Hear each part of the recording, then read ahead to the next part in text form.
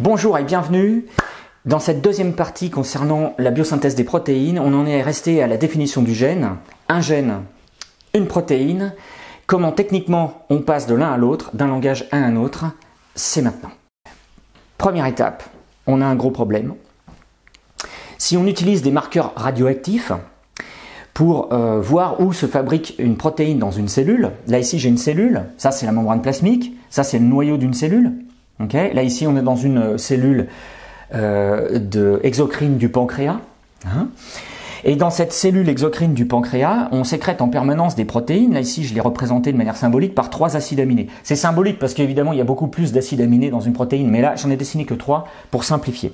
Ces protéines, là constituées de 3 acides aminés, je peux les identifier dans une cellule en les marquant radioactivement. Par exemple, je vais prendre de la méthionine marquée radioactivement. Ça, c'est une méthionine.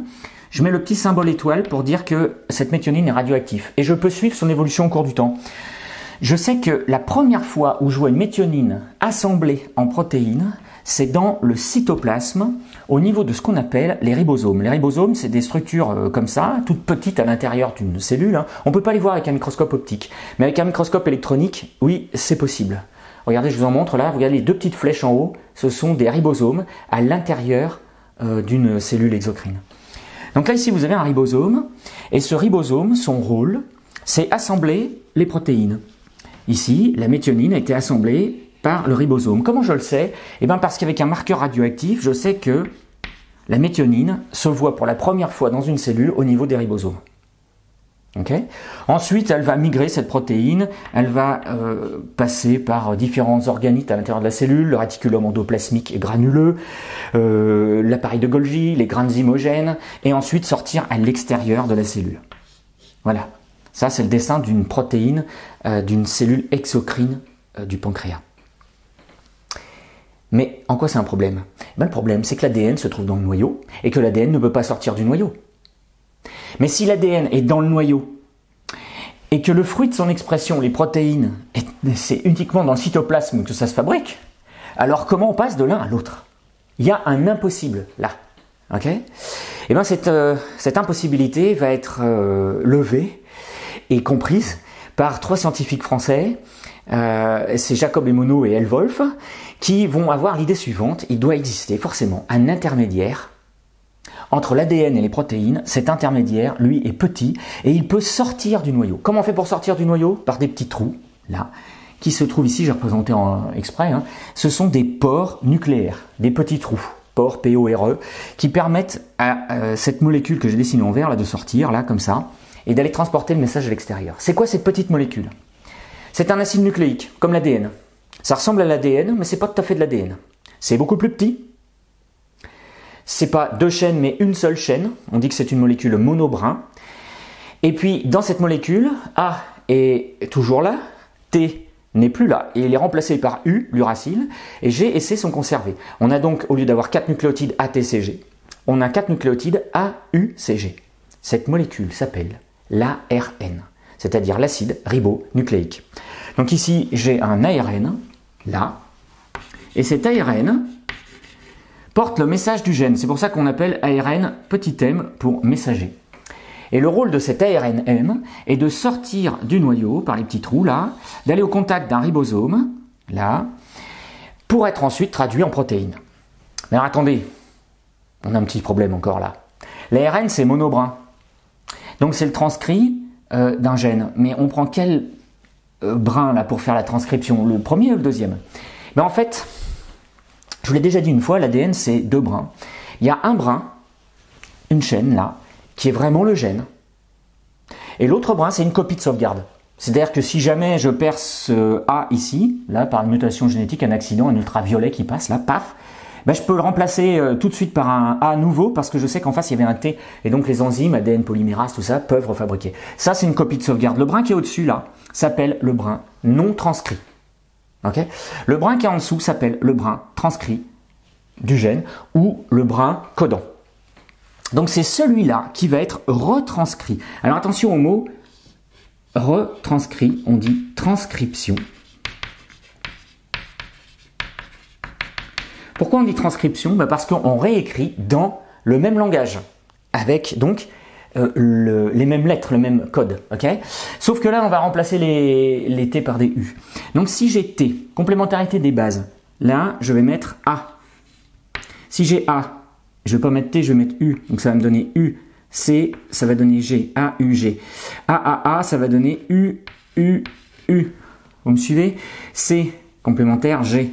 Ok? G, G, U. Et A, C, T, ça va donner U, G, A. Comme ça. Je me suis trompé, pardon, c'est du direct. U, G, A. Voilà. Ok? Et donc, cette petite séquence là qui est le retranscrit du gène est petit, il peut sortir. Cet ARN messager, son rôle, c'est de sortir du noyau et d'aller dans le cytoplasme pour être cette fois-ci traduit. Traduit parce qu'on va changer de langage. On va passer de nucléotides à des acides aminés. Donc cette étape là, qui se déroule ici, c'est ce qu'on appelle une traduction. Il ne faut pas confondre. Hein. D'accord ? Traduction, je passe de nucléotides à des acides aminés. Ok ? Allez, il me reste une dernière étape et on aura fini.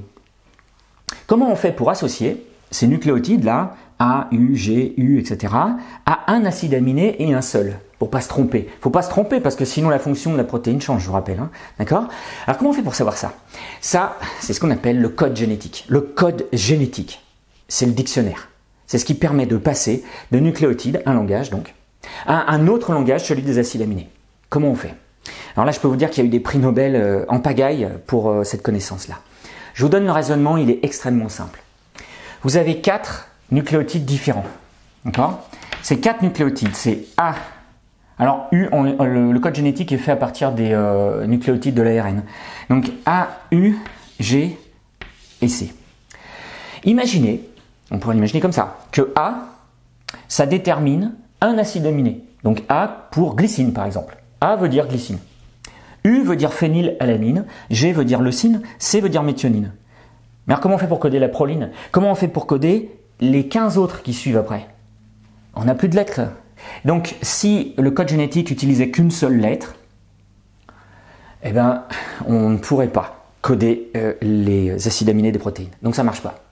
Il faut les assembler par 2 au moins. Vérifions si ça marche par 2. Je dis par exemple que AA, c'est la glycine. AU, phénylalanine. AG, leucine. AC, méthionine, etc. UA, c'en est encore un autre. UU, c'en est encore un autre, etc. J'ai combien de combinaisons possibles? 4 possibilités pour la première lettre fois 4 possibilités pour la deuxième lettre. Ça fait 4 fois 4, 16. Ah ben non, ça ne marche pas. J'en veux 20, moi, de combinaisons. Donc, associer les lettres 2 par 2, ça ne fonctionne pas. Il faut les associer par 3. Parce que 4 choix pour la première, 4 choix pour la deuxième, 4 choix par la troisième, là, ça fait 4 fois 4 fois 4 égale 64 combinaisons possibles. Et là, si j'assemble 3 lettres ensemble, je peux coder les 20 acides aminés sans aucun problème. Mais je peux même coder avec plusieurs triplets, qu'on appelle au fait des codons, le même acide aminé. Forcément, parce que j'ai 64 combinaisons pour 20, donc j'ai un code génétique qu'on appelle redondant. Okay, mais il est sans ambiguïté par contre. C'est-à-dire qu'à un triplet de nucléotides, j'ai un acide aminé et un seul. Okay, mais j'ai plusieurs associations qui peuvent donner le même acide aminé. Regardez le tableau du code génétique, il est là, sous vos yeux. Et je vous propose de trouver la signification du triplet du codon AUG. Allez vous chercher AUG. C'est un système à 3 entrées, donc regardez, prenez un peu de temps. AUG, vous voyez ce que c'est? Vous avez trouvé? C'est la méthionine. Ok. Maintenant, vous prenez UUU. Voilà. C'est le premier codon qu'on a identifié au fait historiquement. Hein. C'est la phénylalanine. Là. Maintenant, vous prenez GGU. Voilà. Ça vous donne la glycine. Ah, la glycine, c'est comme ça qu'on le code. Et le dernier, UGA. Et là, UGA, à la surprise, UGA, c'est pas un acide aminé, c'est un codon stop. Et bien en fait, c'est ce qui marque l'arrêt de la séquence. En fait, ce qu'il faut savoir, c'est que dans un gène, vous avez toujours un début et une fin. Le premier codon AUG, c'est le codon initiateur. C'est par là qu'on commence. C'est le codon de la méthionine. Le premier acide aminé, là, c'est la méthionine. Je le mets en code 3 lettres, MET, comme ça. Le deuxième, donc, c'est la phénylalanine. Je vais le mettre comme ça. Le ribosome qui est derrière va fabriquer une liaison qu'on appelle peptidique, là comme ça, et donc je rajoute la phénylalanine.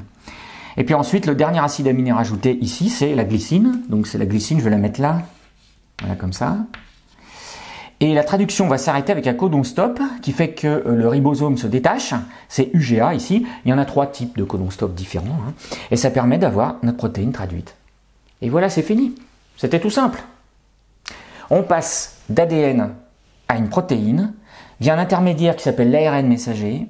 Première étape, transcription, donc réécriture dans le même langage. Okay. Et ensuite, avec complémentarité des bases au fait, hein, vous ne plantez pas là-dessus. Hein. C'est une erreur que vous faites souvent ça. Et ensuite, une traduction. C'est-à-dire qu'on passe de nucléotides à des acides aminés. Ok, maintenant, vous avez bien compris ce que c'était que les acides aminés. C'est fondamental ça. Hein, voilà.